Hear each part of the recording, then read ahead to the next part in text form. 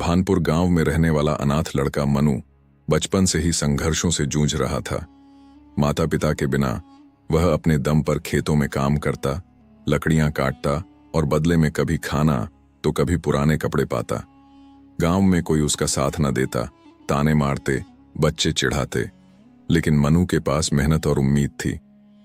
गांव के लोगों की बेरुखी से तंग आकर उसने वहां से जाने का फैसला किया। बिना पैसे के वह रात में मालगाड़ी में छुपकर शहर पहुंचा। वहां की चकाचौंध भरी दुनिया में वह अकेला था, भूखा प्यासा एक कोने में बैठा था। तभी एक दयालु कुल्ली ने उसकी हालत देखी और कहा कि इस शहर में मेहनत ही एकमात्र सहारा है। कुल्ली की सलाह पर मनु ने कुल्ली का काम शुरू कर दिया। मेहनत से वह थोड़ा थोड़ा कमाने लगा, लेकिन संघर्ष जारी था। एक दिन स्टेशन पर एक व्यापारी गोविंद नारायण मनु से मिले। उसकी मेहनत और ईमानदारी से प्रभावित होकर उन्होंने उसे अपने कपड़ों के गोदाम में काम करने का मौका दिया। मनु ने पूरी लगन से काम सीखा और जल्दी ही जिम्मेदारियां संभालने लगा।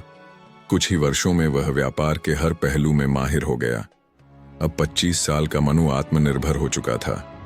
गोविंद नारायण, जो अब वृद्ध हो चुके थे, ने उसे खुद का व्यापार शुरू करने की सलाह दी और सहयोग भी दिया। मनु ने छोटी सी कपड़ों की दुकान खोली, जिसे अपनी मेहनत और ईमानदारी से बड़ा व्यापार बना दिया। अब वह सफल व्यापारी बन चुका था, लेकिन उसने अपने संघर्ष को कभी नहीं भुलाया। उसने अनाथ बच्चों की मदद करने का संकल्प लिया और कई अनाथालयों और स्कूलों में सहायता की।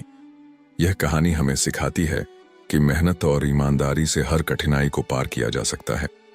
आपकी मेहनत ही आपकी तकदीर का सबसे बड़ा हथियार है।